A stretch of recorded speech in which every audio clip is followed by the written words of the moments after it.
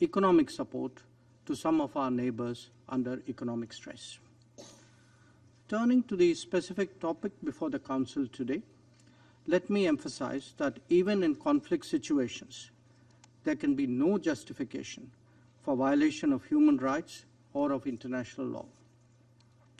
Where any such acts occur, it is imperative that they are investigated in an objective and independent manner. This was the position we took with regard to the killings in Bucha, and this is the position we take even today. The Council will also recall that we had then supported calls for an independent investigation into the Bucha incident.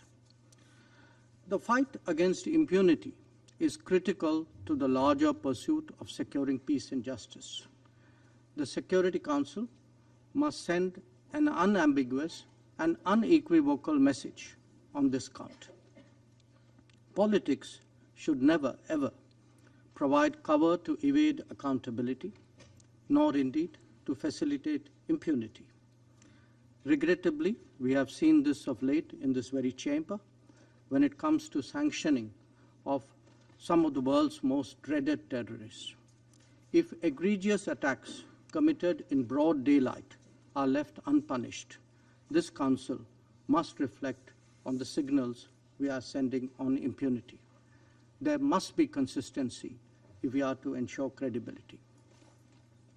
Once again, let me emphasize, Madam President, that the need of the hour is to end this conflict in Ukraine and return to the negotiating table.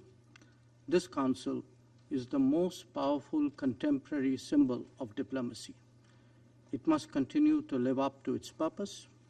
The global order that we all subscribe to is based on international law, UN Charter, and respect for the territorial integrity and sovereignty of all states. These principles, too, must be upheld without exception. I thank you, Madam President. Je remercie Son Excellence le Dr Jaishankar de sa déclaration. Je donne la parole à Son Excellence M. Michael Moussa Adamo, ministre des Affaires étrangères du Gabon. Je vous remercie, Madame la Présidente. Madame la Présidente, je vous remercie pour l'initiative de cette réunion sur la situation en Ukraine qui intervient parallèlement à la semaine de haut niveau de l'Assemblée générale, placée sous le sceau de la hardiesse des solutions à un moment où le monde se trouve à un tournant décisif. Je remercie le secrétaire général pour l'état des lieux sur la situation en Ukraine, ainsi que le procureur de la Cour pénale internationale, M. Khan, pour son exposé.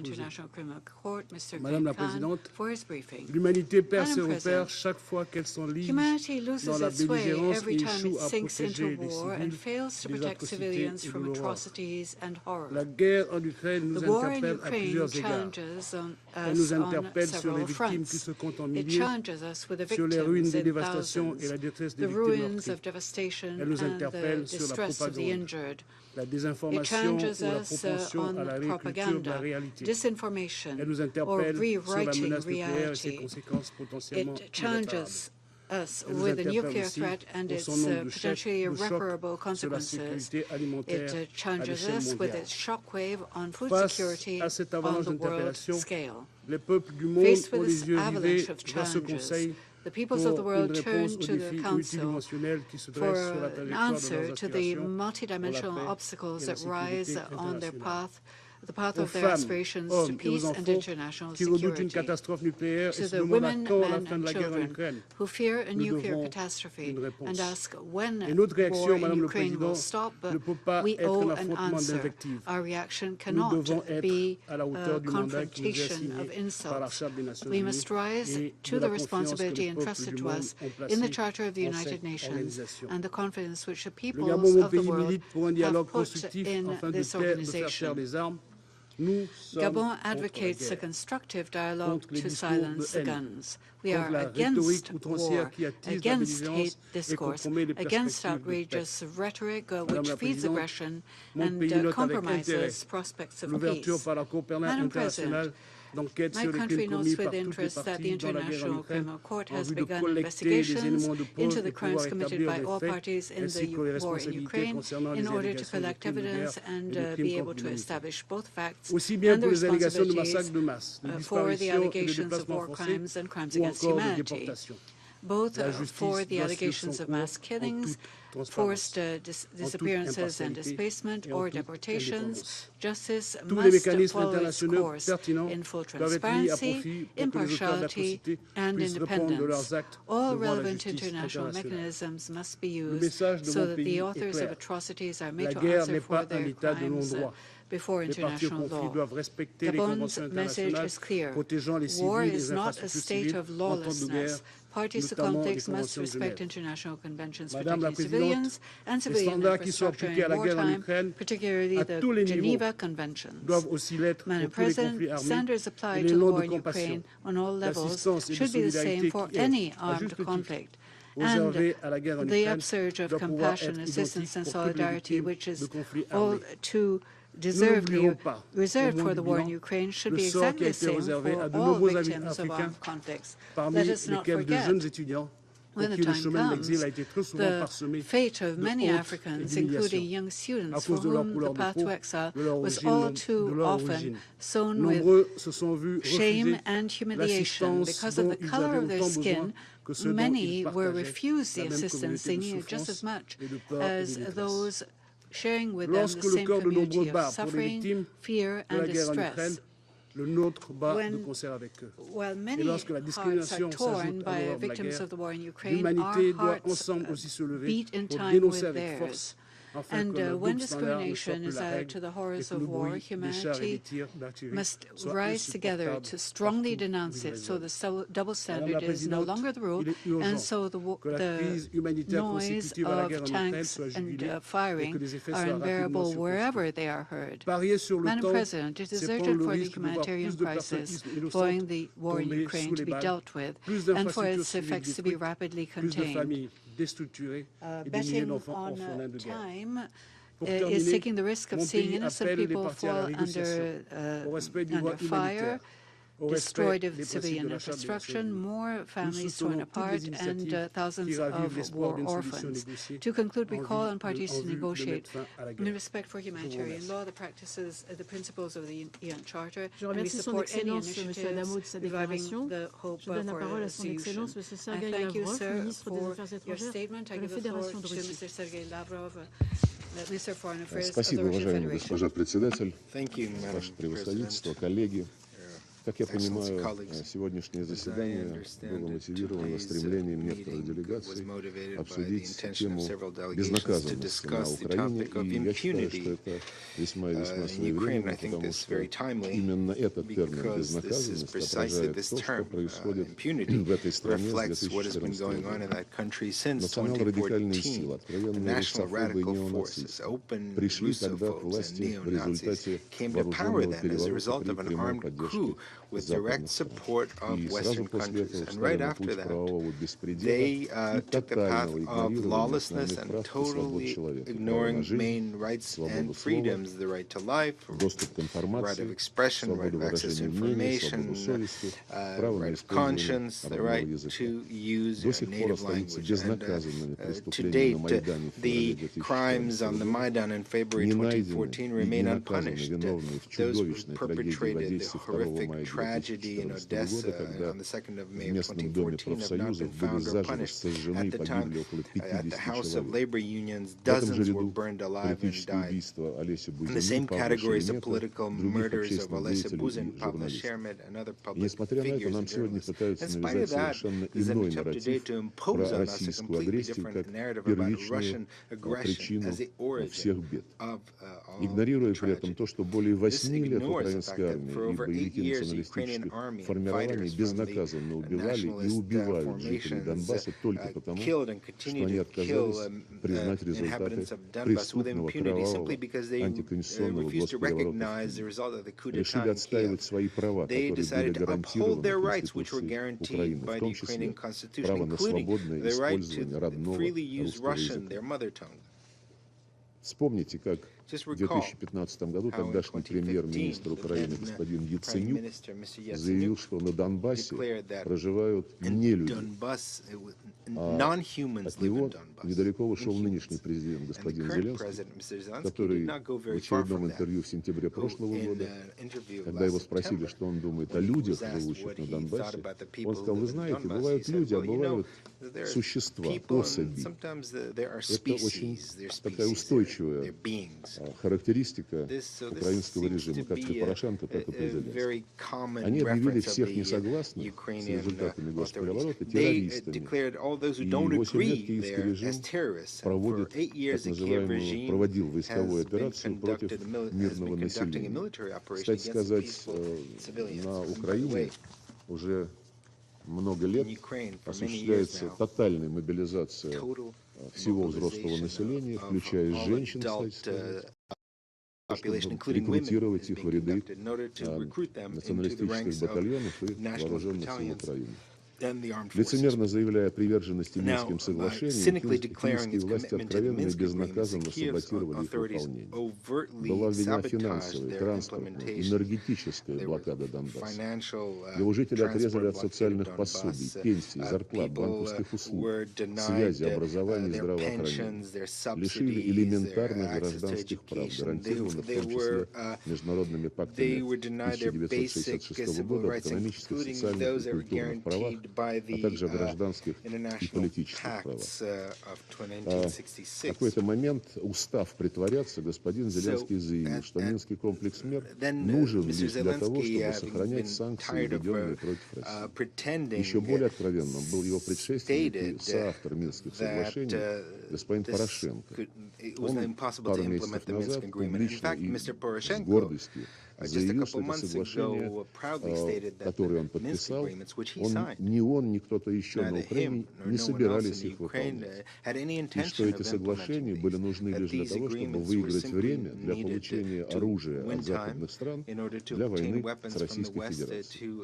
В том же ключе недавно высказался секретарь Совета национальной безопасности и обороны Украины господин Данилов. Своей безнаказанностью киевский режим обязан, конечно же, западным кураторам, прежде всего Германии, Франции, ну и, разумеется, Соединенным Штатам. Вместо того, чтобы добиваться от киевского руководства выполнения Минских соглашений, и Берлин, и Париж, и Вашингтон цинично закрывали глаза на открытые угрозы Киева решить проблему Донбасса силой, так называемый план «Б». В последние годы киевский режим вел тотальное фронтальное наступление на русский язык, безнаказанно ущемлял в правах русское и русскоязычное население Украины.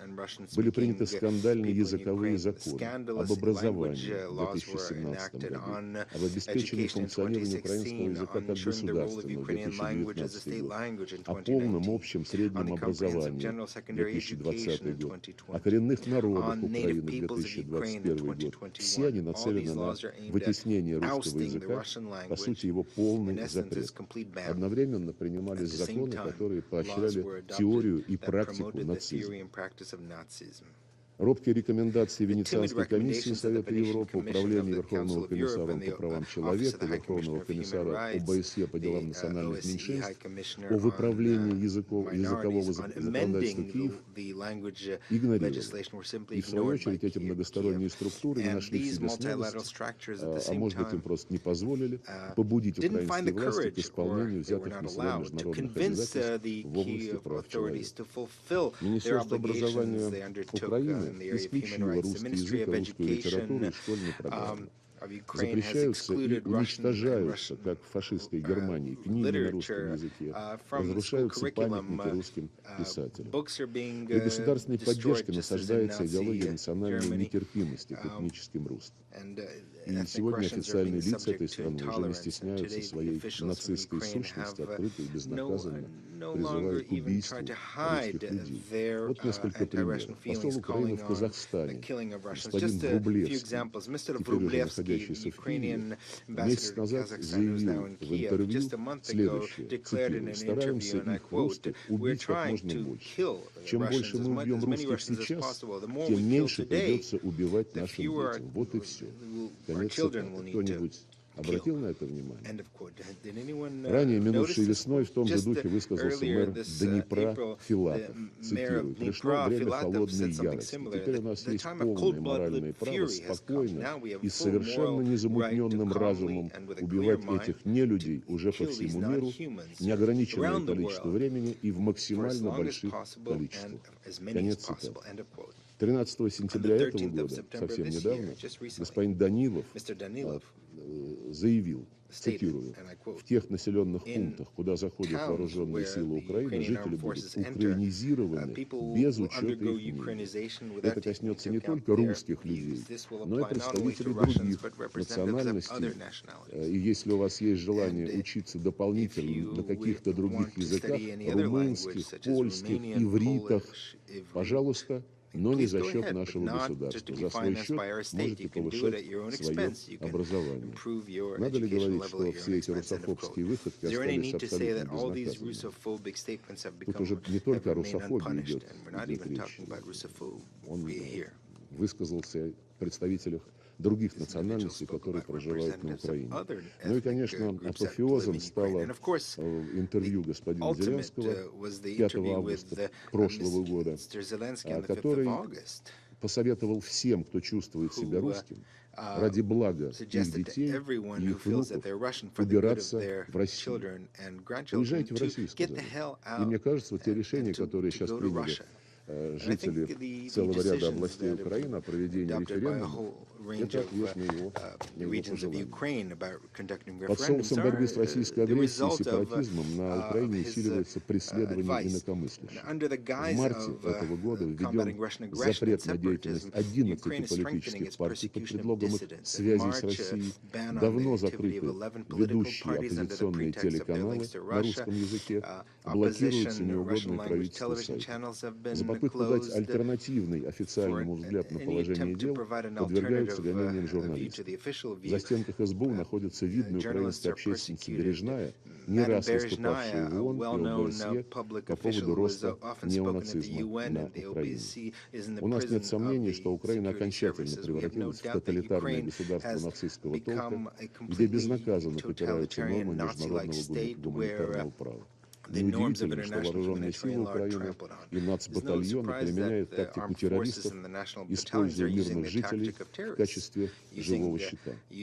На этом фоне особенно цинична позиция тех государств, которые накачивают Украину оружием и военной техникой, обучают персонал вооруженных сил этой страны. Цель очевидна. Они ее не скрывают, они ее декларируют. Максимально затянуть боевые действия, несмотря на жертвы и разрушения, для того, чтобы истощить и ослабить Россию. Такая линия означает прямую вовлеченность стран Запада в украинский конфликт, делает их его стороной. Преднамеренное разжигание этого конфликта коллективным Западом тоже остается безнаказанным. Ну, действительно, не будете же вы, господа, сами себя наказывать. У нас нет никаких иллюзий, что сегодня вооруженным силам России и ополчением Донецкой и Луганской народных республик противостоят не только неонацистские формирования киевского режима, но и военные машины, как я уже сказал, коллективного Запада. И в режиме реального времени с использованием современных систем, самолетов, кораблей, спутников, стратегических беспилотников НАТО снабжает разведданными вооруженные силы Украины и наускивает их на то, что Россия должна быть разгромлена на поле боя, об этом прямо и публично заявляют официальные представители Евросоюза, и лишена в качестве наказания Россия должна быть лишена любого суверенитета. Это уже, знаете, это уже не латентный расизм, а самый что ни на есть откровенный. На фоне массированных обстрелов населенных пунктов Донбасса господин Зеленский радуется эффективности западного оружия. Вот его цитата, свеженькая. «Наконец-то чувствуется, что очень мощно заработала западная артиллерия. То оружие, которое мы получили от наших партнеров, точность действительно такая, как нужно», цинично заявил лидер этого государственного образования. При этом никаких военных или стратегических целей в обстреливаемых населенных пунктах поражено не было. Страдают только мирные жители Донбасса. С конца июля вооруженные силы Украины дистанционно минируют центр Донецка и его пригороды запрещенными противопехотными минами «Лепесток».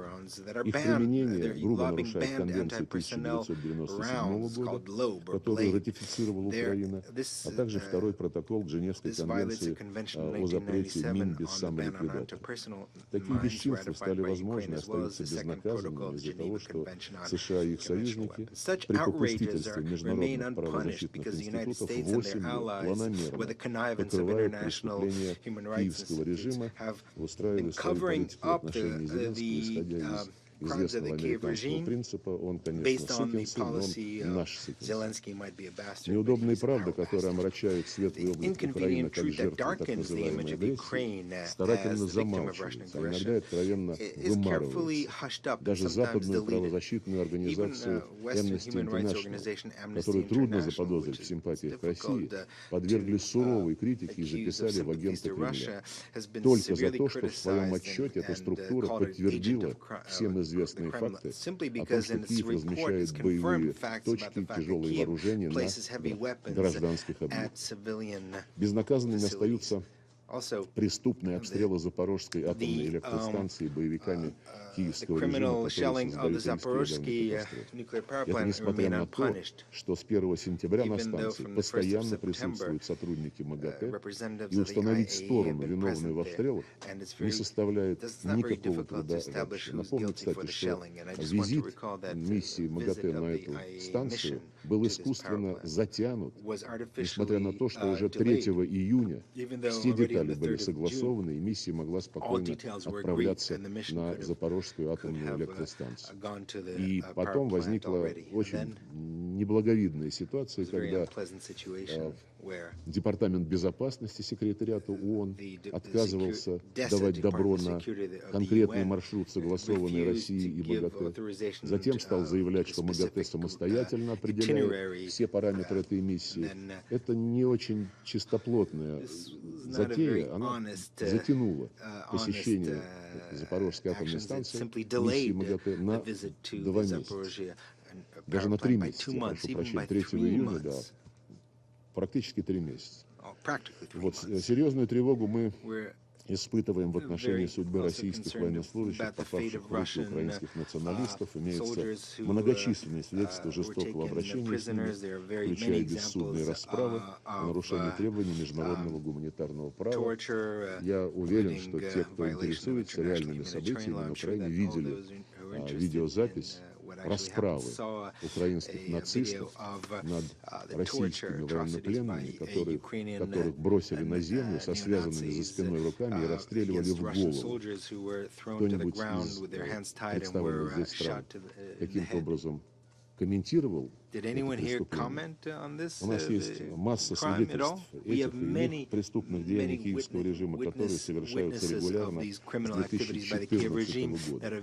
Российские правоохранительные органы в сотрудничестве с коллегами из Донецкой и Луганской народных республик тщательно фиксируют и расследуют факты преступления. Установлена причастность более 220 лиц, включая представителей высшего командования вооруженных сил Украины, командиров воинских подразделений, которые обстреливали мирное население.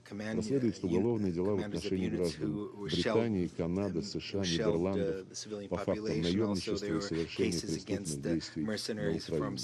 Я заверяю вас, что все виновные, вне зависимости от их гражданства, будут привлечены к ответственности. И еще раз хочу обратить ваше внимание на следующее. Когда российские и украинские переговорщики в Стамбуле в конце марта практически согласились над предложенными Киевом параметрами урегулирования, через пару дней произошла трагедия в Буче. То, что она имела постановочный характер, ни у кого не остается сомнений.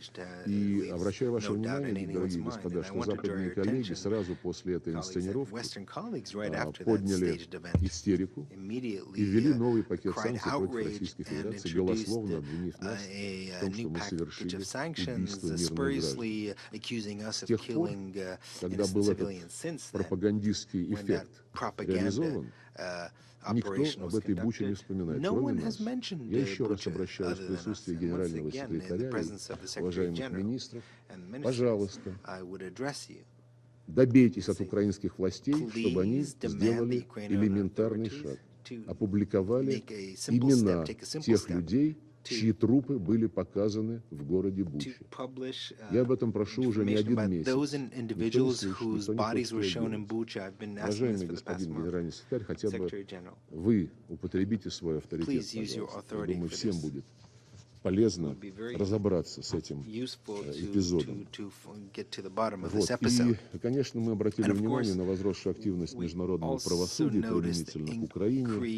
Планируются некие усилия по расследованию преступлений на Украине, которые приписываются российским военным. Все это носит заказной характер, мы это прекрасно видим. И еще раз напомню, что ни кровавый госпереворот в 2014 году, ни трагедия в Одессе 2 мая того же года, ни обстрелы мирных городов Донбасса, бомбежка самолетами военно-воздушных сил Украины Луганска 2 июня 2014 года и многие другие факты не стали поводом для какой-либо внятной реакции со стороны Международного уголовного суда. Кстати, в этот Международный уголовный суд было направлено более 3000 сообщений о преступлениях против жителей Донбасса, и никакой реакции не последовало. Видимо, сейчас руководство этого так называемого судебного органа получило команду свыше о том, чтобы они развили свою бурную деятельность. Никакого доверия к этому органу у нас не осталось. Мы долгие 8 лет напрасно ждали, когда начнется борьба с безнаказанностью на Украине. И больше не рассчитываем на справедливость со стороны этого, да и целого ряда других международных институтов. Время ожидания закончилось. Все сказанное мной лишний раз подтверждает, что решение о проведении специальной военной операции было неизбежным. Мы об этом не раз говорили, предъявили огромное количество фактов, которые показывают, как готовилась Украина исполнять роль антироссии, роль плацдарма для создания и реализации угроз против российской безопасности. Смею вас заверить, что мы этого не допустим. Благодарю вас за внимание.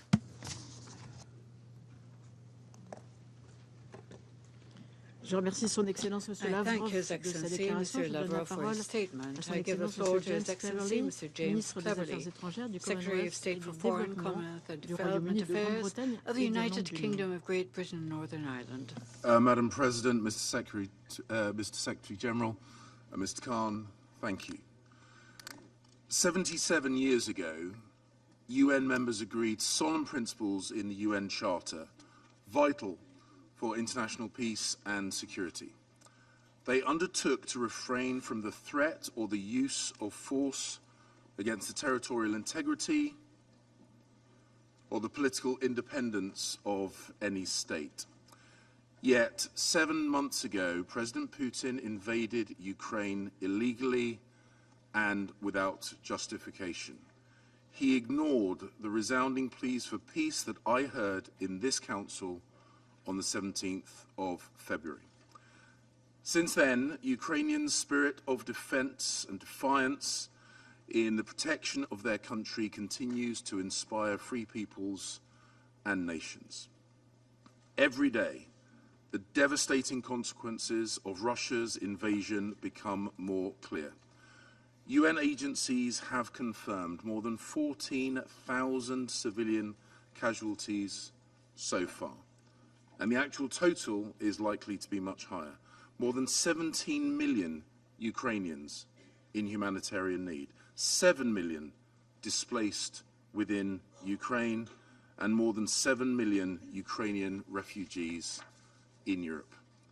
We see the mounting evidence of Russian atrocities against civilians, including indiscriminate shelling and targeted attacks on over 200 medical facilities and 40 educational institutions, and horrific acts of sexual violence.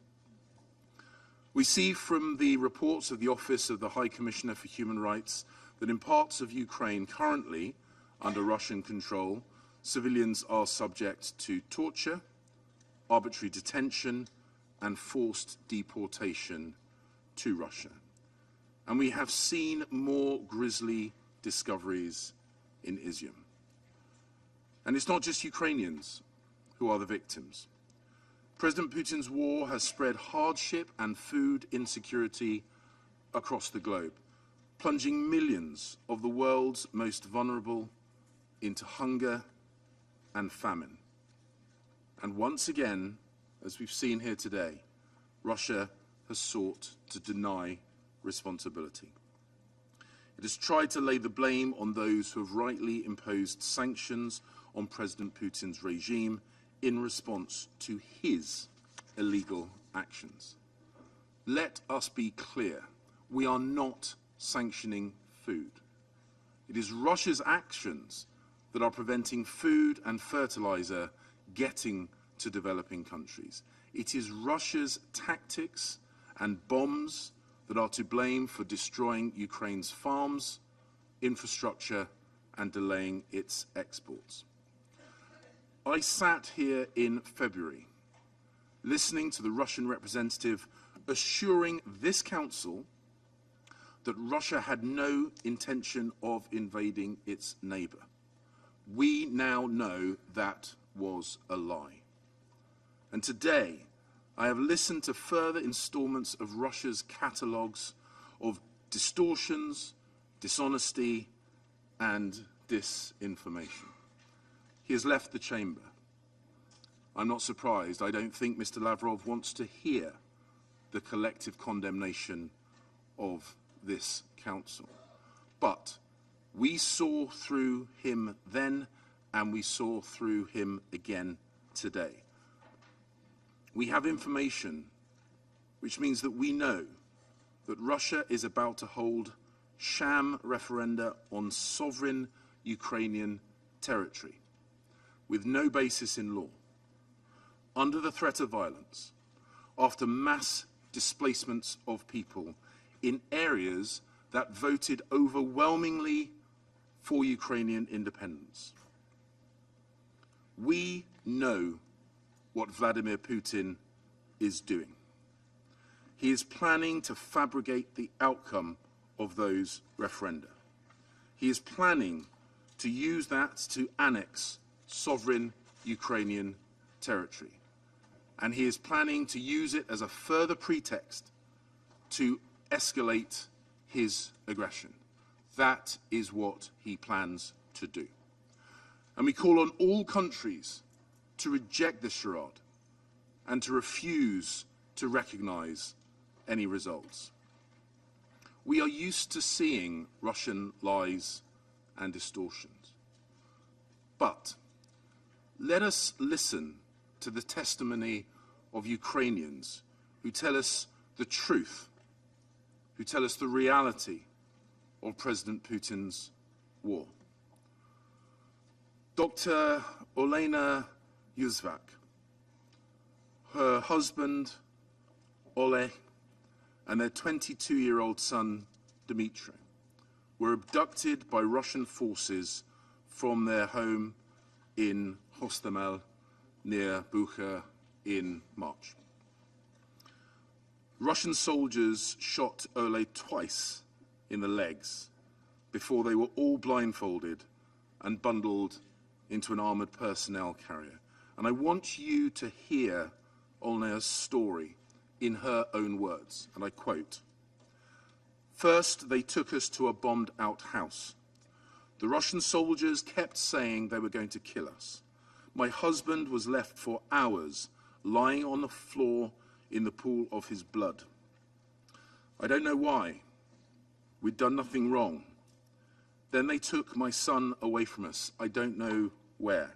I don't know if we'll ever see him again. I just want my boy back." End of quote. Olena's story and those of many others tell us the truth, the real truth. This is a war of annexation, a war of conquest, to which President Putin now wants to send even more of Russia's young men and women, making peace even less likely. less likely. Mr. Putin must understand the world is watching and we will not give up. As members of the Security Council, we must unequivocally reject Russia's attempts to annex Ukrainian territory.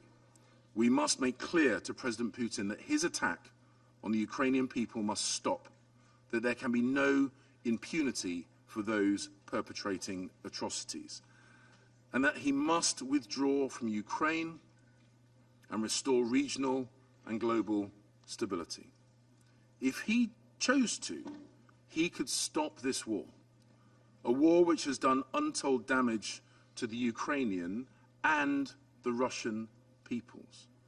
His war is an assault on Ukraine, an assault on the UN Charter, and an assault on the international norms that protect us all. So, we stand with our Ukrainian friends for as long as it takes, because Ukraine's fight for freedom is the world's fight for freedom. It is our fight for freedom.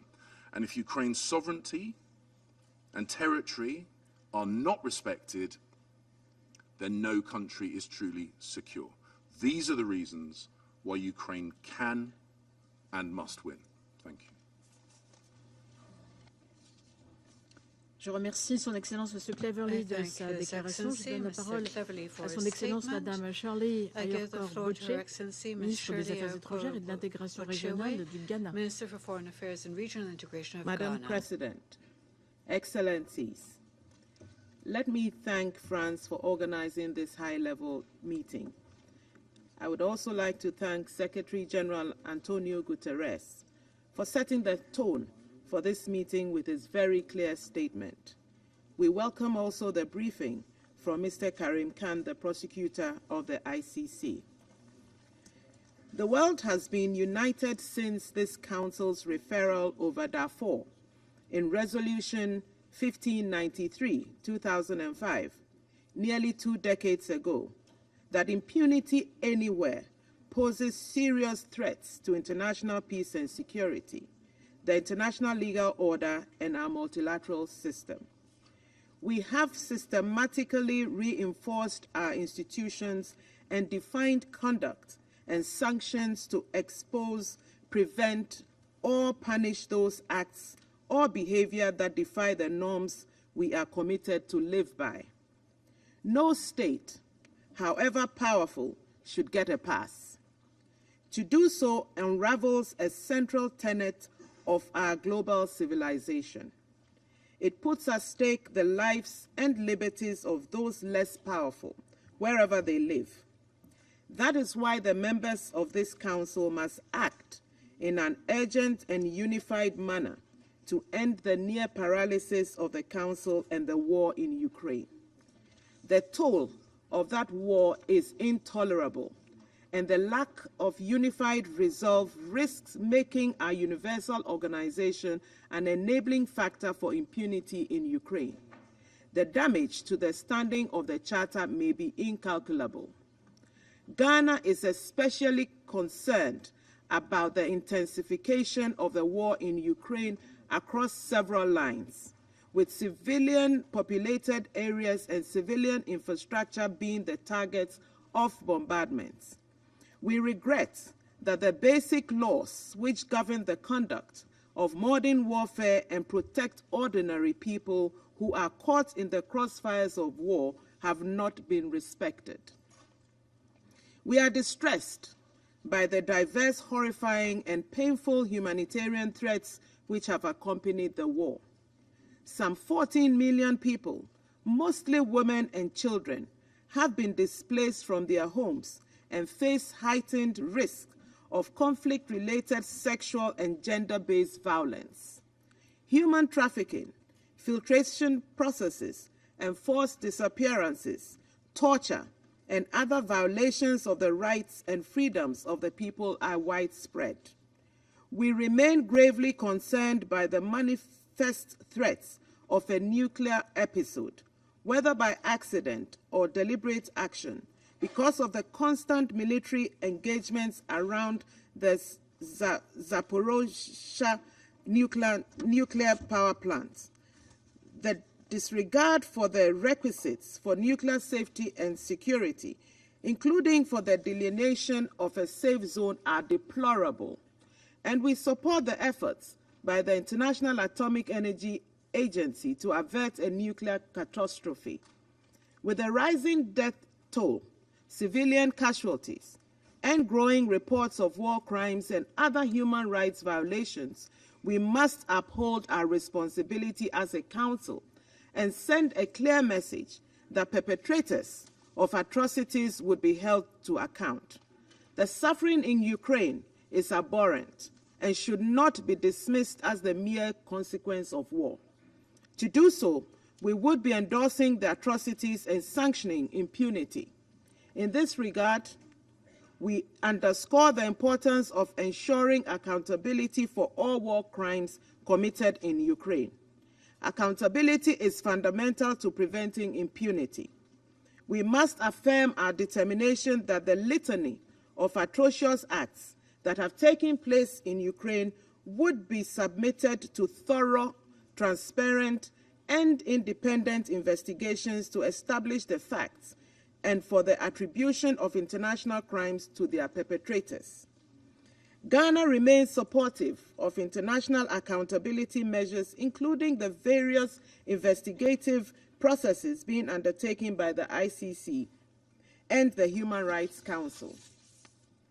We believe that in seeking criminal accountability and justice for the victims of the war in Ukraine, the important questions about international remedy and reparation measures, especially for victims of conflict-related sexual abuses, must be addressed. We also express our support for the United Nations early recovery and resilience programs already being undertaken. Madam President, we have expressed several times our principled position against the aggression on Ukraine, which we consider to be a disregard for the rules of international law and the principles of the Charter. Ukraine, as a sovereign state and a member of this organization, has every right, we believe, and indeed a responsibility to defend its territorial integrity and political independence. We recognize the tremendous courage and resilience of the Ukrainian people. Ghana does not and will not recognize any territory that is unilaterally and forcefully required or acquired as dismembered from a sovereign entity. We reiterate the call on the Russian Federation to immediately and unconditionally cease its operations, withdraw its troops from the internationally recognized borders of Ukraine, and respect its neighbors' sovereignty and political independence. The need for a credible pathway for a genuine diplomatic process is urgent. The barrel of the gun does not provide such a pathway. It only leads to needless loss of lives and destruction on both sides.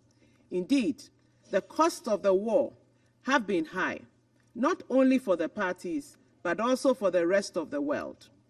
As the President of Ghana said yesterday in his statement at the General Assembly, I quote, "Every bullet, every bomb, every shell that hits a target in Ukraine hits our pockets and our economies in Africa," unquote. In this regard, let me place on record Ghana's appreciation for the good offices of the Secretary General and other international actors to leverage life-saving humanitarian interventions at critical times of the war. We already note some positive impacts from the Black Sea Grain Initiative and urge the continuous and unrestricted shipment of grains to countries facing food insecurity. We encourage all stakeholders to reach an early agreement for the export of Russian fertilizers and crop products, especially needed for agrarian-dependent economies. Madam President, let me conclude with an appeal. In a week when the eyes of the world are on us and millions around the world look to the United Nations for leadership and hope, we must send a strong message that impunity will not be tolerated, that we need to act through concerted diplomacy to end the war in Ukraine. I thank you. Je remercie Son Excellence Madame Bocce de sa déclaration. Je donne la parole à Son Excellence Monsieur Carlos Alberto Franco França, ministre des Affaires étrangères du Brésil. Madame la Présidente, je remercie la France d'avoir organisé la présente séance. The conflict in Ukraine affects us all, even in regions far from where hostilities are taking place. The Security Council is the appropriate forum to seek a solution that ensures lasting peace. This week marks 7 months since the start of the conflict. Tens of thousands of people, many of them innocent civilians, lost their lives. There are millions of refugees and internally displaced persons whose return to their homes remains uncertain and who, with the approach of winter, are faced with the prospect of a worsening humanitarian crisis.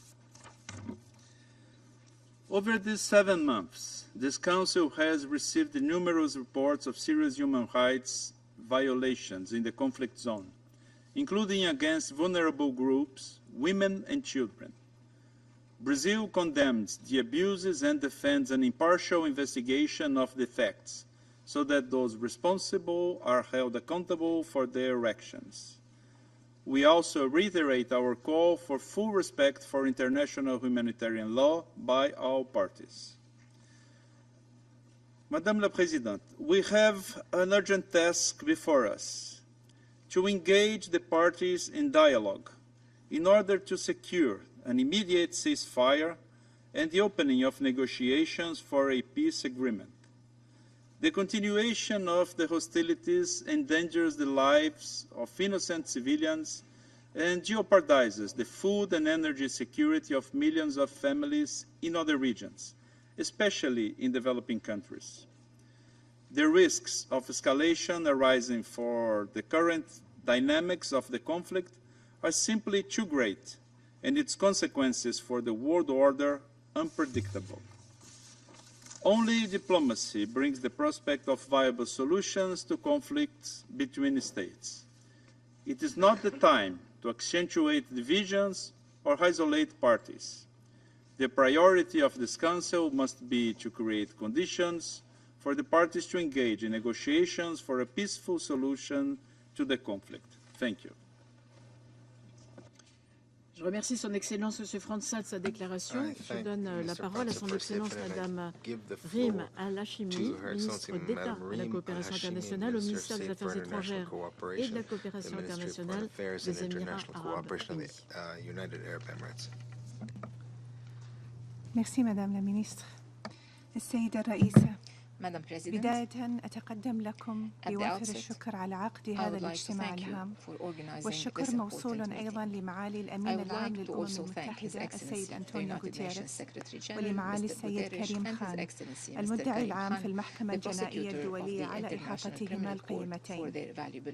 لا شك أن اندلاع الحرب في أوكرانيا كان له أصداء مختلفة في المجتمع الدولي، فالبعض استشعر أنها تنذر بشلل في منظومة العمل متعدد الأطراف، وتخوف آخر من كونها بعث جديد لمخاطر وجودية ظنها اندثرت، وأخيراً هنالك من يرى خلفها عودة للقطبية التاريخية وتداعياتها الدولية، وما كان لذاك التنوع في الرؤى إلا أن ينعكس في مواقف الدول والتي تضمنت تبايناً حول كيفية معالجة الأزمة، والذي تجسد مراراً في مداولات هذا المجلس وهذه المنظمة.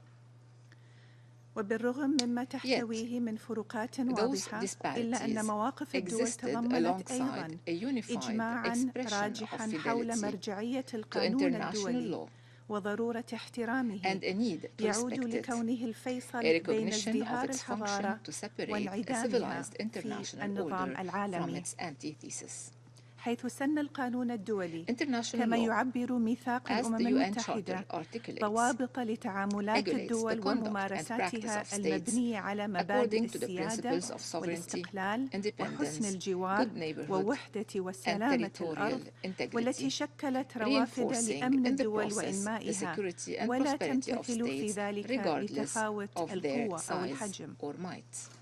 السيد الرئيس، لن تحيد الإمارات العربية المتحدة عن دعوتها الصريحة ومناشدتها الثابتة لكافة أطراف هذه الحرب بالالتزام بالقانون الدولي وبشكل خاص القانون الدولي الإنساني واحترام حدوده والعمل بمقتضياته.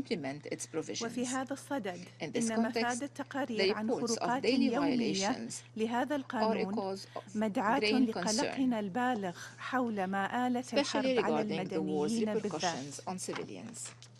ونشير هنا إلى وضع النساء والأطفال المهجرين منهم على وجه الخصوص والذي تورد التقارير باستمرار تعرضهم للعنف الجنسي والاستغلال من قبل عصابات الجريمة المنظمة بما في ذلك الإتجار بالبشر. وجميعنا يعلم كيف أن للحروب والنزاعات المسلحة وقع أكثر عنفا وشدة على النساء والفتيات. لذلك فإننا نرحب بكافة الجهود القائمة بما في ذلك من قبل مؤسسات الأمم المتحدة لمعالجة الوضع الإنساني مع مراعاة خصوصية عواقب الحرب عليهن ومع ضرورة التوصل إلى وقف الأعمال العدائية. يظل السلام هدفنا الأسمى والذي تتطلب استدامته مصالحة شاملة مدعمة بالمساءلة والعدالة لضحايا الحرب. وكما نكرر ضرورة مشاركة المرأة بدورها في حل النزاع وإرساء السلام بشكل كامل وفاعل ومتساوي والذي يعكس ليس فقط خصوصية تجربتها في الحرب بل ومركزية منظورها في صناعة السلام. السيدة الرئيسة، ستستمر دولة الإمارات في مسلكها الداعي للحوار وخفض التصعيد والتأجيج وتشجيع التعاون وصياغة توافق يضمن الاستقرار في الدول وبينها. ونذكر هنا بملاحظة مهمة: لا يختلف القانون الدولي عن نظيره المحلي في أن الاستثناءات من دونه من دون عواقب طبعة الممارسة في سباق إلى القاع. وفي الختام أكرر نداء بلادي إلى الطرفين وجميع الجهات الفاعلة بالسعي لحل سلمي ينهي هذه الحرب من خلال حوار جامع بناء والذي يتطلب ترك قنوات الاتصال مفتوحة وطريق العودة مشرعة إبقاء لأفق الحل الدبلوماسي. وكما هو جلي أمامنا فإن العالم بمختلف مكوناته قلق من تبعات هذه الحرب بما في ذلك على النظام الدولي وأمن الغذاء والطاقة ومخاطر تعاظم هذه المواجهة. ولذلك فعلينا تحمل المسؤولية الملقاة علينا والتعاون من أجل أن نحدث نقلة في تجاوز التحديات العالمية الكبرى بدلاً من المزيد من الانتكاسات بسبب الحروب والصراعات. إن هذا النهج والمناداة به هو خلاصة تجربتنا في منطقة الشرق الأوسط والتي أنهكت شعوبها من التصميم العنيد على الهيمنة وإلغاء الآخر وإيثار المصالح الضيقة والذي لم ولن يخلف إلا دماراً. وشكراً سيدة الرئيسة.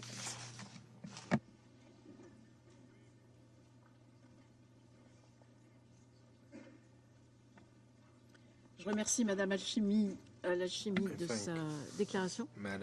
Je donne la parole à Son Excellence Monsieur Georges Orina, Directeur Général au ministère des Affaires étrangères du Kenya.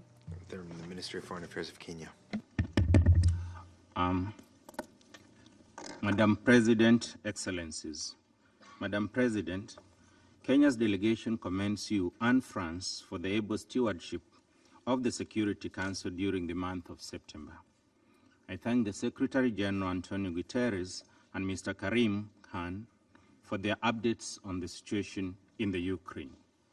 The war in the Ukraine is a serious breach of the United Nations Charter.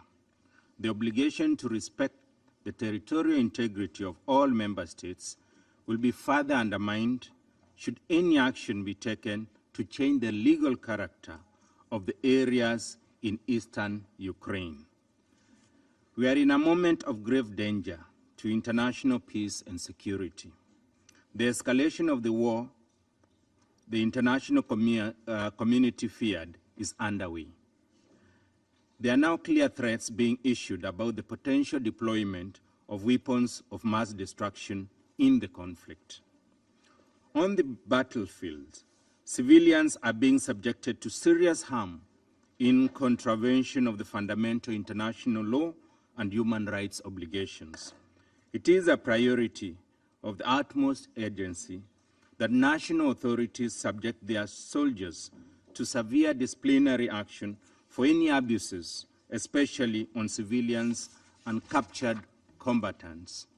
Military commanders should surrender those suspected for such atrocities to the relevant authorities for prosecution. All the parties, including those making allegations of human rights abuses, or all those against whom the allegations are made, should agree to prompt, independent, and impartial investigations. Even as we justly condemn and call for accountability of war-related violations, we know that the truest protection of civilians is to stop the war.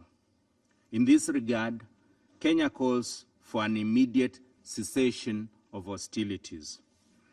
Active hostilities should be replaced by a mediated agreement that secures the sovereignty and territorial integrity of Ukraine while addressing the security concerns of all parties and regional stakeholders. Madam President, the situation in Ukraine is highlighting the need for serious reforms of the United Nations Security Council. His Excellency Dr. William Ruto, President of the Republic of Kenya, in his speech yesterday at the General Assembly, called for the democratization of the Security Council if its damaged legitimacy is not to be totally destroyed. Our President made the clarion call that it was time that the Council more powerfully heeded the voice and place of Africa through reform of its membership. He welcomed President Joe Biden's announcement calling for the permanent and non-permanent membership of the Council to be expanded. If there is a major result the world needs from Ukraine, beyond peace and security for the people of Ukraine, it is for such an announcement to lead to real change. The farmers, villagers, pastoralists, fishfolk, traders, and workers of Africa need their livelihoods protected from the climate crisis. They need the many serious conflicts on the Security Council agenda solved and not relegated to the margins because of the Ukraine. Who will protect their interests in the Security Council by having the means from an amended UN Charter? Only permanent membership by the African states will do. In this regard, we call on the entire permanent membership to commit to fully embracing reforms. It is the only way the people of the world will consider this institution legitimate enough to earn their regard and cooperation. Madam President, I conclude by saluting the individuals, institutions, and governments, as well as the UN bodies and agencies that continue to help alleviate the suffering of those affected by the war in Ukraine. I reaffirm Kenya's respect for Ukraine's sovereignty and territorial integrity within its internationally recognized border. I thank you for your kind attention. Je remercie Son Excellence M. Orina pour sa déclaration. Je donne la parole à Son Excellence M. Dmytro Kuleba, ministre des Affaires étrangères de l'Ukraine. Madam President, distinguished members of the Security Council, Secretary General Guterres, Prosecutor Hahn, I thank the French Presidency for keeping the focus of the Security Council on the most pressing threat to international peace and security in this century, Russia's war of aggression against Ukraine. Right as we speak, bodies of innocent victims are still being exhumed from at least 445 graves in the recently liberated city of Izum. Some are not entire bodies, but only parts of them. like a few pairs of children's legs in one of the graves. The grief of those who are close and beloved is yet another drop in the ocean of suffering that Russia has inflicted upon the people of Ukraine since 7 months and 8 years of its barbaric aggression. Many of you may have seen the image of a dead hand of a 36-year-old Ukrainian soldier. His name was Sergei, with a yellow and blue bracelet still on it. I do wear one too. Just want to show it to you. Many of us do. And Russia should know one thing. It will never be able to kill all of us. And here is why. Because on February 24th, when Russia attacked Ukraine from all directions, within the first 24 hours, tens of thousands of Ukrainians returned from abroad to defend their country. And what happened within the first 24 hours after President Putin announced mobilization? The opposite. Thousands of Russians booked international flights to leave Russia. Many flights were sold out within hours. Yesterday, Putin announced mobilization. But what he really announced before the whole world was his defeat. You can draft 300, 500,000 people, but you will never win this war. Today, every Ukrainian is a weapon ready to defend Ukraine and the principles enshrined in the UN Charter. Russia will fail and will bear full responsibility for the crime of aggression and consequent war crimes, crimes against humanity and genocide. Yesterday, President Zelensky made it clear in his address that Russian responsibility is a key element to international peace and security. Ukrainian law enforcement, together with partners at the International Criminal Court and countries who support both Ukraine and the ICC, work collectively to collect evidence of Russian crimes and hold perpetrators to account. We trust in the International Criminal Court. Justice will be served. We owe it not only to thousands of victims, but to future generations in Ukraine and beyond. There will be no peace without justice. I emphasized that none of the Russian crimes in Ukraine would have been possible without the crime of aggression against Ukraine committed by Russian leadership. It cannot go unpunished. And the only feasible way to put President Putin and his entourage on trial is to establish a special tribunal for the crime of aggression against Ukraine. I reiterate my call on all states to back this undertaking for the sake of the very basic principles of humanity and the UN Charter.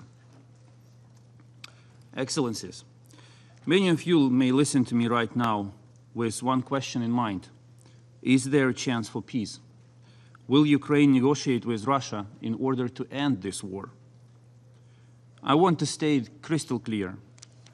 No other nation in the world craves for peace more than Ukraine. President Zelensky was very outspoken about it yesterday. We have never wanted anything but peace and stable development. We have never wanted this war and never chose it. We simply want to live normal life. But it's not enough for Ukraine to want peace. Russia must prioritize diplomacy over war in order to give peace a chance. What we see instead is Russian leadership seeking a military solution only. Distinguished colleagues, this chamber has seen many heated debates since 1945, many crises. But the amount of lies coming from the Russian diplomats is quite extraordinary. Today, we are mostly focusing on crimes committed by Russian soldiers in Ukraine. But if anyone thinks they are the only one ready to kill, torture, rape, cut off genitals, they are wrong. Russian diplomats are directly complicit because their lies incite these crimes and cover them up.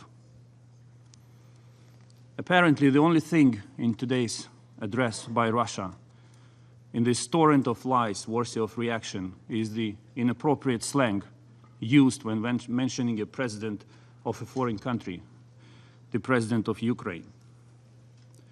I also noted today that Russian diplomats flee almost as aptly as Russian soldiers. Before February 24th, Russian diplomats here at the United Nations had repeatedly denied plans of a full-scale invasion of Ukraine. The Russian president himself lied into the face of European leaders, saying he was not planning to attack. It was days before the invasion. Russia is shameless. They sit at the chair they occupied in 1991 on dubious legal grounds, armed with a veto right and the feeling of total impunity. Russians are confident that they can get away with anything and they are entitled to do anything they want. They think this seat allows them to violate borders in a 19th century style imperialist conquest. They think it allows them to shell nuclear power plants and seize them. They think it allows them to unleash missile terror on civilians and critical infrastructure. They think it allows them to threaten the world with the use of nuclear weapons. They must be held accountable for all of this. The issue of responsibility is central to the debate. We need to ensure that behavior like this is punishable. Otherwise, every force in the world, every evil force in the world, will be tempted to follow in Russia's footsteps. I don't need to remind anyone at this table how many forces on the planet would like to question the borders of their neighbors. If Russia can do this, why can't they? Today, we're talking not only about Ukraine and Russia. The global security crisis we all face is so much larger. All members of the Council must realize that on February 24th, Russia attacked not only Ukraine, it dealt a deadly blow to the very foundations of the United Nations Charter. No nation can feel safe until Russia is held to account for violating the common principles agreed by all after the Second World War. Russia does not care for them, but there are 192 other UN member states, nations of Asia, the Pacific, Africa, the Middle East, Latin America, and Europe are all interested in upholding the UN Charter today. And Ukraine is fighting to defend principles of this Charter, especially the principle of territorial integrity. Madam President, Russia's war of aggression has plunged the world into a multifaceted crisis. The consequences of this crime are felt far beyond Ukraine. Once Russian warships blocked Ukrainian seaports, it became clear that Ukrainian agricultural exports are vital to global food security. Russia has demonstrated that it is ready to put millions of people across Asia, Africa, and the Middle East at the risk of hunger simply to achieve its imperialistic goals. I take this opportunity to thank UN Secretary General Antonio Guterres and Turkey for facilitating the Black Sea Grain Initiative that allowed Ukraine to resume maritime grain exports this summer. Putin recently lied when he said that most of the grain has been sent to European countries. In fact, 2/3 of the grain we shipped went to consumers in Africa, the Middle East, and Asia. The resumption of Ukrainian exports has tamed food prices and allowed to ease the acute food insecurity, especially for those most vulnerable. Today, the Black Sea Grain Initiative is under threat. Russian officials are questioning the effectiveness of the corridor and might prepare to block the extension of the initiative once the agreed 120 days are over in November. We must not allow Russia to resume its hunger games with the world. I therefore urge all nations, especially those depending on Ukrainian food exports, to put maximum public and diplomatic pressure on Moscow, demanding to keep the Black Sea Grain Corridor functioning in November and beyond. We need to protect the vital grain initiative together. Ukraine remains a global food security guarantor. Despite our own dire situation, we decided to provide humanitarian aid to Ethiopia and Somalia, sending them an additional amount of our grains. Ukraine is interested in increasing maritime export volumes, both under the UN Food Programme and on market conditions. While hitting peaceful Ukrainian cities with missiles, Russia uses food and energy as weapons against the rest of the world. Putin sends tanks into Ukraine to kill Ukrainians, while stealing the well-being and stability from every European household with energy blackmail and playing hunger games with Asian, African, Middle Eastern families by threatening the functioning of the grain corridor. We are in the same boat, all of us, Europeans, Asians, Africans, Arab nations, Latin American states. We are in the same boat, and we must confront these threats together. There is no place for neutrality. I said back in February here at the United Nations that no nation will be able to sit out this crisis created by Russia. It still stands. The best reaction to this crisis: stand with Ukraine to protect the UN Charter. Russia likes to talk about the developed world and the developing world. They try to drive a wedge between ones and the others. We in Ukraine do not differentiate. All people deserve a normal life, safety, stability, and confidence. But we must stay united to stop Russia's blackmail and the war on humanity it launched. Dear colleagues, the most important pillar of international peace and security is the territorial integrity of states. No country is allowed to change internationally recognized borders by force. Russia has badly damaged this principle, and now the threat of war is hanging over everyone's head. To restore international peace and security, we need urgent and decisive action. Yesterday, President Zelensky proposed a peace formula which includes not only accountability, but a mechanism of security guarantees based on Article 51 of the UN Charter.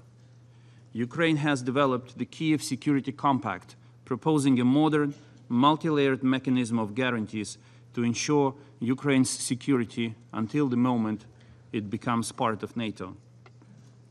This document, though, is much broader than a tool of guarantee the security of Ukraine only. We see it as a universal mechanism that can be considered and applied to other countries and contexts in order to strengthen regional and global security architecture. Ukraine keeps working with partners to realize the vision of the Kyiv Security Compact.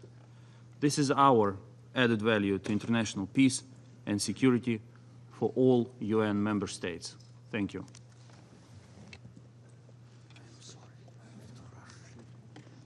Je remercie Son Excellence M. Kuleba de sa déclaration. Je donne la parole à Son Excellence M. Jan Lipavsky, ministre des Affaires étrangères de la Tchéquie. Thank you, Madam President, Mr. Secretary General, Excellencies.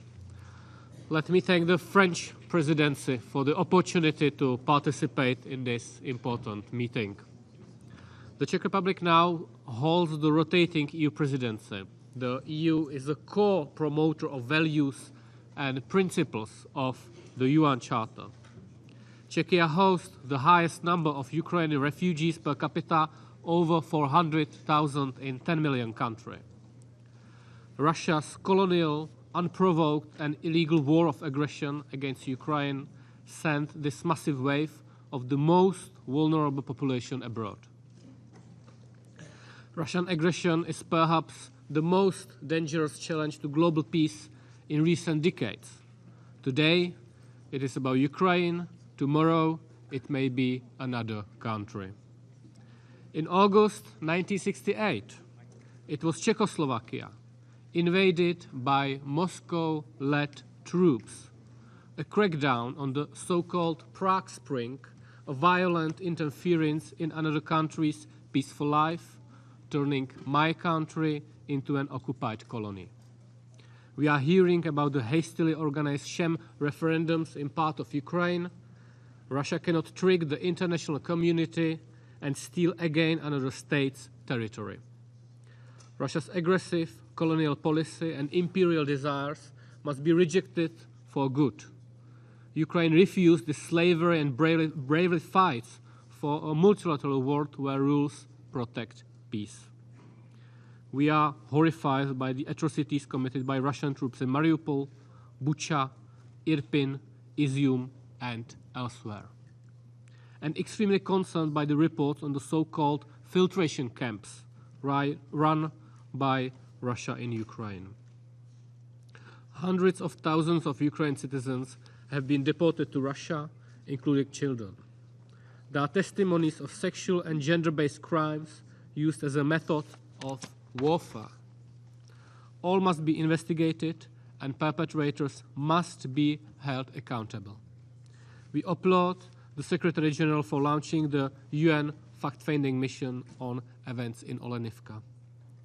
More than 40 states, including Czechia, referred the situation in Ukraine to the ICC, which opened its investigation into the situation in Ukraine already in March. We strongly support the ICC, including by seconding a public prosecutor and by voluntary contributions. And we call for establishment of a special international tribunal to prosecute the crime of aggression committed by Russia. Czech law enforcement agencies have launched criminal investigation of certain crimes based on the principle of universal jurisdiction.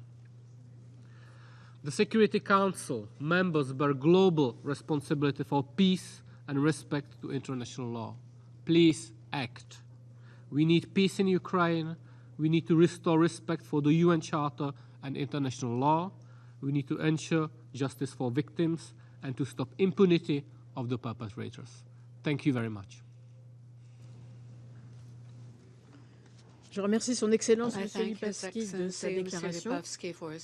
Je donne la parole à Son Excellence Mme Annalena Baerbock, ministre fédérale des Affaires étrangères de l'Allemagne.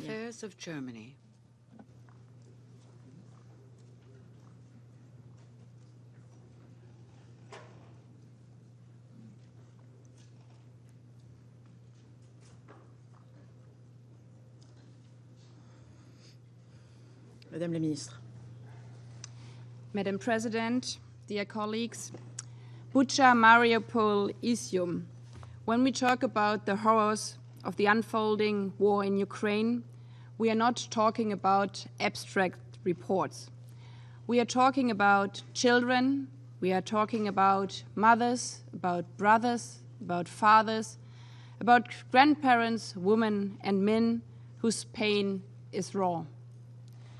Therefore, I urge Russia, this is a war you will not win.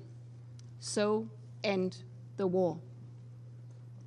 Stop the suffering in Ukraine. Stop sending more of your own citizens into death. Stop your shame referendums, which are as unlawful as the war they are supposed to legitimize. Stop the grain war that is driving hunger across the globe, especially in the south.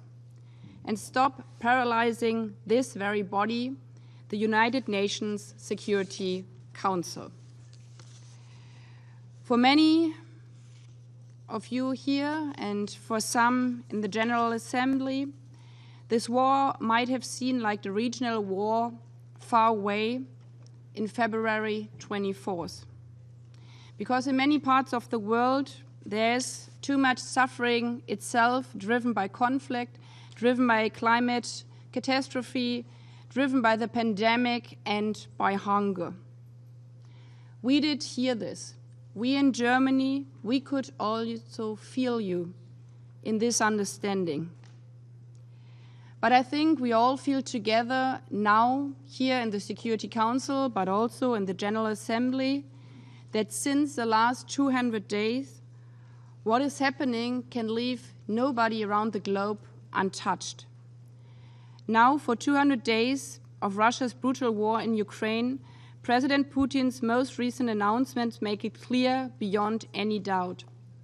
Russia is not conducting a so-called special operation. Russia is leading a full-fledged war of aggression with war crimes, with torture, with rape, even of children. Russia's war is since 200 days is also increasing the hunger, the poverty, the insecurity in the world all around the globe. And I think this is a clear sign that the Russian foreign minister only came in for his own speech and then spoke for quite some while, but didn't even mention the hunger, the poverty, the results all around the world. And today in the streets of Moscow, there are no queues of volunteers wanting to join the war in Ukraine. What we see instead are courageous men, women, and even children taking to the streets because they do not want to be part of this war against Ukraine, and they want not to be part of the hunger war in the world. These men and women feel what we all feel, regardless of where we hail from north, south, east, or west. That all this war brings is pain, death, and destruction. Today, here in this chamber, we have to ask, therefore, ourselves, if we let a permanent member of this council launch such a war of aggression against his neighbor, what would this mean for the United Nations? For an institution whose charter states that, I quote, all members shall refrain from the threat of use of force against the territorial integrity or political independence of any state. If the charter means anything to us, we must not stand idle by, but live the spirit of our charter, not in spite of, but particularly because of one member misuses its special veto rights in the Security Council. Live up the spirit of this Charter of the United Nations as it has been lived up by the UN and our Turkish partners who brokered the grain deal. As it is a World Food Programme, which is also supported by Germany, that is shipping the grain to Yemen and to the Horn of Africa. Live up the spirit of United Nations as the United Nations and the International Criminal Court that collect evidence to ensure that the perpetrators in this war are held accountable. Live the spirit of the United Nations as the IAEA that is working to prevent a catastrophe at the Zaporizhzhia power plant and whose efforts are supporting in talks with all sides. Live up the spirit of the United Nations in contrast to the Russian president, because we are the United Nations, from north to south, from east to west, no matter how small, no matter how big. Thank you, Madam President. Je remercie Son Excellence Madame Baerbock de sa déclaration. Je donne la parole à Son Excellence Monsieur Zbigniew Rau, ministre des Affaires étrangères de la Pologne.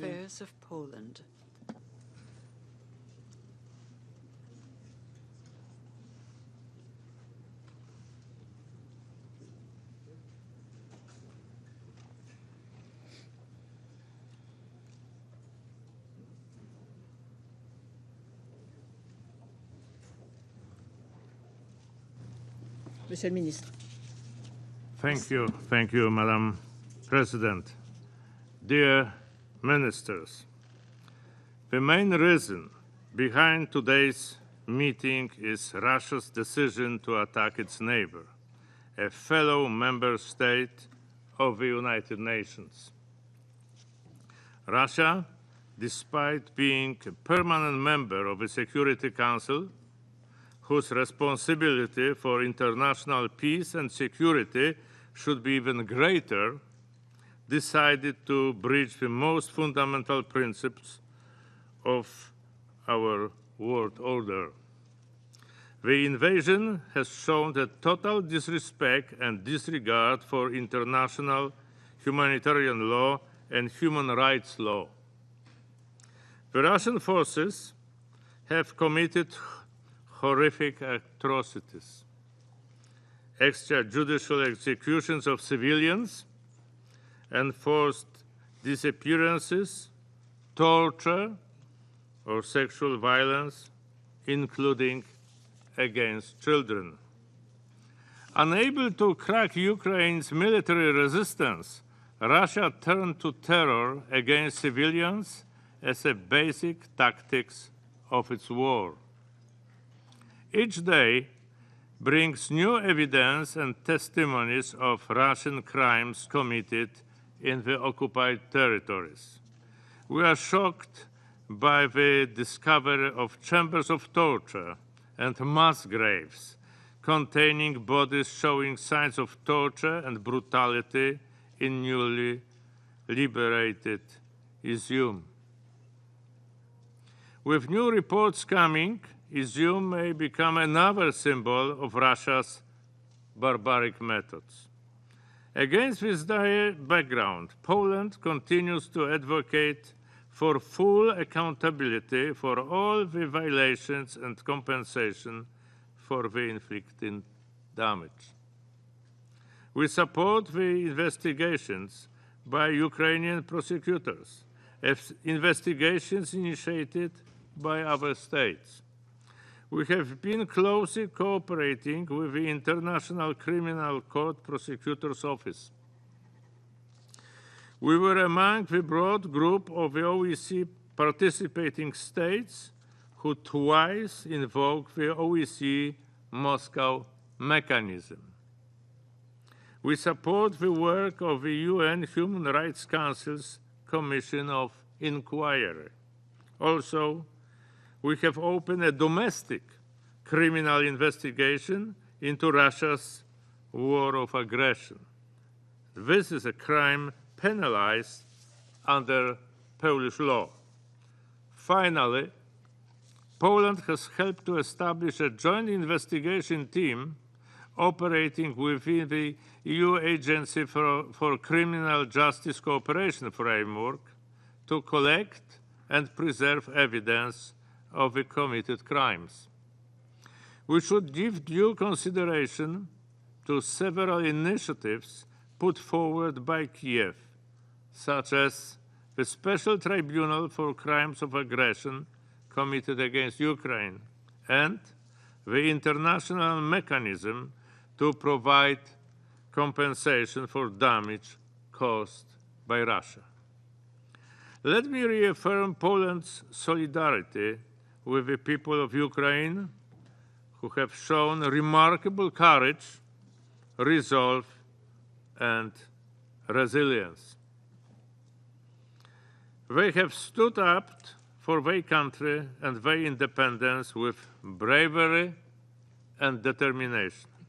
Now, it is our turn to stand up for the principles that protect us all.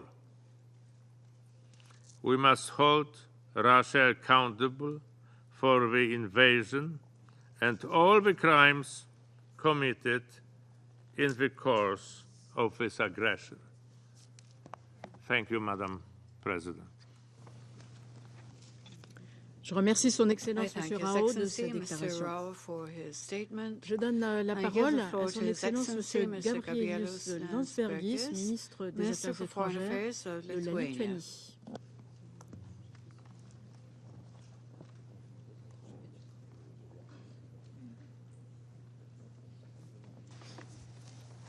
Monsieur le ministre. Madam President, I have the statement on behalf of the Baltic states, Estonia, Latvia, and Lithuania. The major reason we meet today is that the permanent member of the Security Council, Russia, is openly threatening security and the rules-based global order, the very cause this council was created for. Just a year ago, Russia was sowing lies and distrust. Now it is sowing chaos and death. Day by day, Russia defies the principles of the United Nations and has already become a synonym of brutality, state-run terrorism, and genocide. At this very moment, the international community cannot and should not turn away. Yesterday, we all woke up to one more Putin's attempt to escalate aggression. By announcing mobilization, he now has waged the war against his own people, against the people who meant to be the future of the country, but are now turned into the weapons of colonial past. Sowing fear, blackmailing, manipulating are the very few weapons he has left with. Sowing scare is his only tactics. But we shall fear not. We shall meet Putin's desperate sable rattling with calm and resolve. Condemnation alone will not end these crimes. It is imperative that the international organizations use all of their resources to bring Russia's atrocities to the public light and on the charge sheets of international justice. It is our duty to bring Putin to justice. The special tribunal to address the crime of Russia's aggression against Ukraine must be established. Thus, if international organizations will stand up for justice half as strong as Ukraine stands for the universal values, peace will prevail and justice will prevail. Madam President, Russia's war against Ukraine has far-reaching consequences beyond Europe. Ukraine is one of the major exporters of wheat, corn, and sunflower oil. Thus, we shall make it very clear the shortage of food is due to Russia's aggression against Ukraine and due to the blockade of the Ukrainian ports, and not because of internationally imposed sanctions. And as if the charge sheet was not full enough, the Moscow regime has now pressed the button of nuclear threats, knowing that we all know that the consequences of the disaster in Zaporizhia may be potentially worse than Chernobyl or Fukushima. But we shall fear not. We shall use all the power of international community to demand from Russia the unconditional withdrawal of its military from Zaporizhia. Madam President, when we say Ukraine, we mean true courage and unbeatable resilience. Ukraine fights for every principle the UN stands for. Ukraine fights for every one of us. Therefore, Madam President, I call on this Council, do not fear to act, fear of your doubt and indifference. I call on every state, we still have a chance to preserve peace and security by taking right decisions to defend the rules-based international order. I call on the entire international community. Accountability matters, and justice cannot be escaped. This is the momentum when we have the chance to decide in what world we want to wake up tomorrow. And just before I go, I want to remind that it's not just only Russia that shall be held accountable. The regime of Belarus shall be on the charge sheet too. Slava Ukraini. I thank you. Je remercie son Excellence M. Landsbergis de sa déclaration. Je donne la parole à son Excellence M. Vladimir Makey, ministre des Affaires étrangères du Bélarus.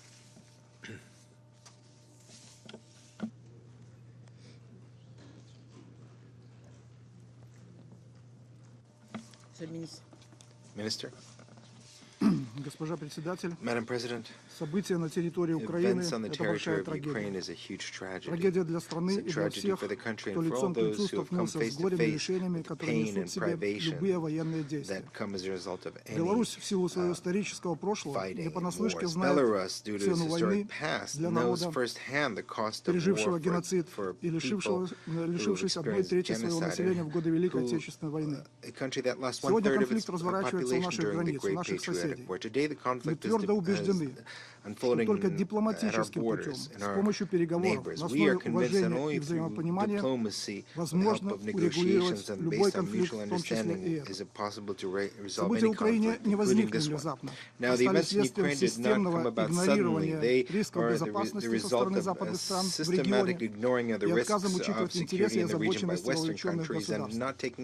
Предпосылки к этому формировались в течение многих лет. Более того, массированное санкционное давление со стороны Запада привело к побочным эффектам, которые в нашем регионе неизбежно затронули сферу безопасности.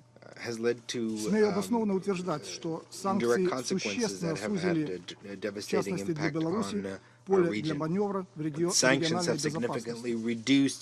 Беларусь постоянно и настойчиво предупреждала об опасной эскалации военно-политической ситуации в нашем регионе, деградации создававшейся десятилетиями системы международной безопасности, обесцениванию международных договоров и соглашений. К сожалению, к нам не прислушались. Трагический результат этой высокомерной позиции мы видим сегодня в Украине. Мы всегда повторяли, нельзя обеспечить безопасность одного государства за счет подавления безопасности другого. Никто не воспринимал это всерьез. Теперь мы пожинаем плоды.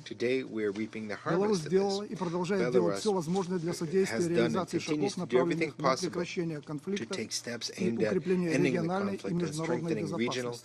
and international Приведу security. лишь I'll некоторые just give факты. a few В examples. 2014-2015 годах Беларусь предоставила площадку для переговоров и достижения соглашений Минск-1 и Минск-2 по урегулированию конфликта в Украине. И как бы кто ни пытался ерничать на сей счет, как бы кто ни пытался отрицать это, но соглашения тогда снизили уровень военного противостояния в разы на тот момент. В 2014-2019 годах мы обеспечили проведение в Минске более 120 заседаний трехсторонней контактной группы по урегулированию ситуации на востоке Украины.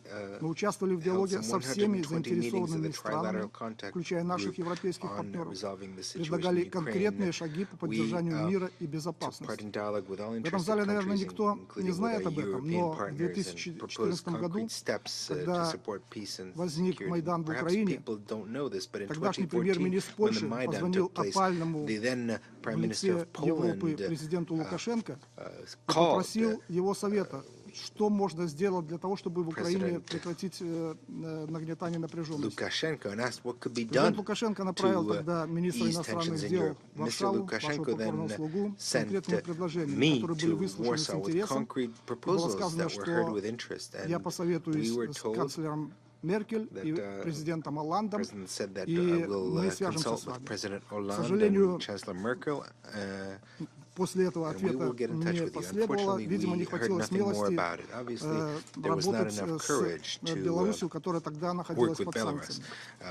В этом году на территории Беларуси прошли 3 раунда российско-украинских мирных переговоров, в ходе которых все участники, и украинские, и российские, однозначно заявили о конкретных позитивных перспективах в плане урегулирования конфликта. К сожалению, через некоторое время этот позитивный процесс был прекращен.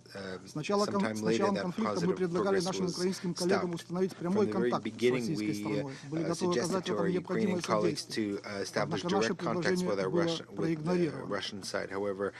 Не знаю почему, но еще задолго до специальной военной операции, которая была начата Россией, еще в декабре 2021 года официальные украинские лица объявили Беларусь враждебной страной. Это при том, что мы соседи, что мы хорошо торговали, и никогда у нас не было никаких проблем. С конца марта 2022 года Беларусь ввела безвизовый режим для украинцев и всех иностранных граждан, спасающихся от боевых действий в Украине. Им предоставлялась необходимая помощь, в том числе гуманитарная, сразу после их прибытия в Беларусь. С февраля 2022 года Беларусь приняла более 50 тысяч граждан Украины. Всего же с 2014 года наша страна приняла более 200 тысяч граждан Украины. И заметьте, они приезжают не насильно, как это кто-то пытается представить. Они едут в Беларусь добровольно. Более того, в целях оказания помощи, причем прибывают через Литву, через Польшу, через прибалтийские страны. Более того, в целях оказания помощи гражданам, прибывшим на территорию Беларуси из Украины, президент Беларуси 14 сентября подписал в новой редакции указ о пребывании граждан Украины в Республике Беларусь, в соответствии с которым предусмотрено предоставление украинским гражданам прав наравне с белорусскими гражданами. К сожалению, конфликт не сбавляет свои обороты, идут боевые действия, продолжается бесконтрольная накачка Украины вооружениями из стран Запада, поощряется деятельность украинских экстремистских формирований, проповедующих методы насилия и идеалы неонацизма, всячески подогревается межнациональная ненависть и рост. Войска НАТО сконцентрированы у границ соседних стран, в том числе стоят у западных рубежей Беларуси, Польши и странах Балтии. Развернута агрессивная антибелорусская кампания, направленная на очернение Минска в контексте этого кризиса. Беларусь причисляют к пособникам агрессора или вовсе выставляют стороной конфликта. Мы говорили и продолжаем говорить, Беларусь никогда не выступала за войну. Но мы и не предатели. У нас есть союзнические обязательства, и мы твердо следуем и будем следовать духу и букве международных договоров, участниками которых мы являемся. При этом Беларусь ответственно заявляет, что ни один белорусский солдат, ни одна единица техники не были направлены в Украину для участия в боевых действиях. Независимые эксперты в области подтверждают, что Беларусь не является участником международного вооруженного конфликта согласно нормам и принципам международного права, о котором здесь много говорилось. Все звучащие обвинения в адрес Беларуси со стороны Запада абсолютно беспочвенны и голословны. Минск, как непосредственный сосед, заинтересован быть участником переговоров между Россией и Украиной Minsk is a direct neighbor and is interested in participating in negotiations between Russia and Ukraine about a strategic peace agreement that should create the necessary conditions for peace. Ladies and gentlemen, strengthening security, national, regional, and global security should be done not by increasing military capacity, but rather through universal, multilateral, and bilateral mechanisms to strengthen confidence. Only a fully fledged and mutually respectful dialogue aimed at overcoming differences can prevent confrontation in our region. One last thing. Today, everything sooner or later ends at the negotiating table. This is the truth. The sooner these negotiations begin, the better. So it was surprising to hear the statements of certain people here that эти заявления абсолютно противоречат здравому смыслу. Благодарю за внимание. Je remercie son Excellence M. Mackay de sa déclaration. Je donne la parole à son Excellence M. Josep Borrell Fonteles, haut représentant de l'Union européenne pour les affaires étrangères et la politique de sécurité. Français souvent ou anglais, ça dépend. Français ou anglais.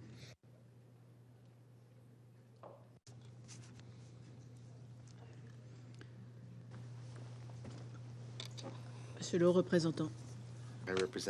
Madame la ministre, merci beaucoup à la présidence française du Conseil de sécurité pour l'organisation de cette séance cruciale. It's more than 6 months now into this illegal, senseless, and brutal war. As it has been said by many here today, this is a frontal attack on the United Nations Charter and the international rules-based order. It's a chemically pure attack on the United Nations Charter. Let's join our voice to the International Court of Justice that has ruled that Russia must halt its invasion immediately. By large majorities, the General Assembly has adopted resolutions calling on Russia to stop its aggression. Morally and politically, Russia has already lost the war, and increasingly, it is losing on the battlefield as well. Ukraine will prevail. The whole world has heard President Putin's latest announcements and his plan to go ahead with sham referenda as a prelude to illegal annexation, which will be never recognized, and also his mobilization of 300,000 reservists and his open nuclear threats. By all that, world security is in danger. Global leaders meeting at the United Nations in New York this week must send a clear and united signal that the use of weapons of mass destruction is unacceptable in any circumstances. I am encouraged by the many statements I heard here today about this issue. Regrettably, President Putin is continuing along the dangerous path of escalation. He is trying to intimidate Ukraine and all countries that support Ukraine. But this will fail. It has failed in the past and it will fail again, as all wars of invasion eventually do. But how many more men, women, and children need to die before the Russian president decides to silence his guns? This war is more than a war in Europe. At stake is the protection of weaker states from more powerful ones. Do we want the global rule of law, or do we want the law of the jungle? Do we believe in the spheres of influence, or on the free choice of sovereign states? This war is a tragedy in so many ways. In addition to the terrible casualties and the destruction caused in Ukraine, Russia is dragging the world into an economic recession and a global food crisis. As the European Union, we do what we can to counter this fallout. Our support for global food security amounts to more than 7.7 billion until 2024. We support the Black Sea Grain Initiative facilitated by the Secretary General and Turkey. Together with our European Union solidarity lanes, this has helped to lower global food crisis, but unhappily not to cancel it.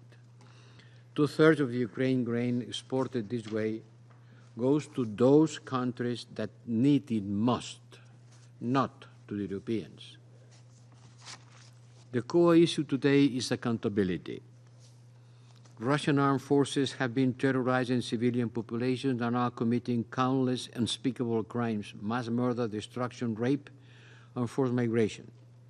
All victims of Russian aggression deserve justice and reparation. We have seen the recent images from the massacres in Izum follow the pattern we saw in Bucha and elsewhere. As Russian troops are expelled, we discover the true horrors of the occupation. As President Zelensky said in the General Assembly yesterday, where there have been crimes, there must be justice. Otherwise, peace will not be possible. We will do whatever it takes to ensure accountability. We rely on the International Criminal Court and on the Ukrainian authorities. We are supporting the ICC financially and technically, and assisting the Office of the Ukrainian Prosecutor General by providing training, expertise, and equipment, including on collective evidence. Madam President, ensuring accountability is the responsibility of all of us. We owe this not only to the victims, but also to the next generation, to the future of Ukraine. Because fighting impunity today will contribute to a more secure and just future for all. Thank you. Je remercie Son Excellence Monsieur Borrell Fonteles de sa déclaration. Il n'y a plus d'oratrices ou d'orateurs inscrits. La séance est levée. The meeting is adjourned.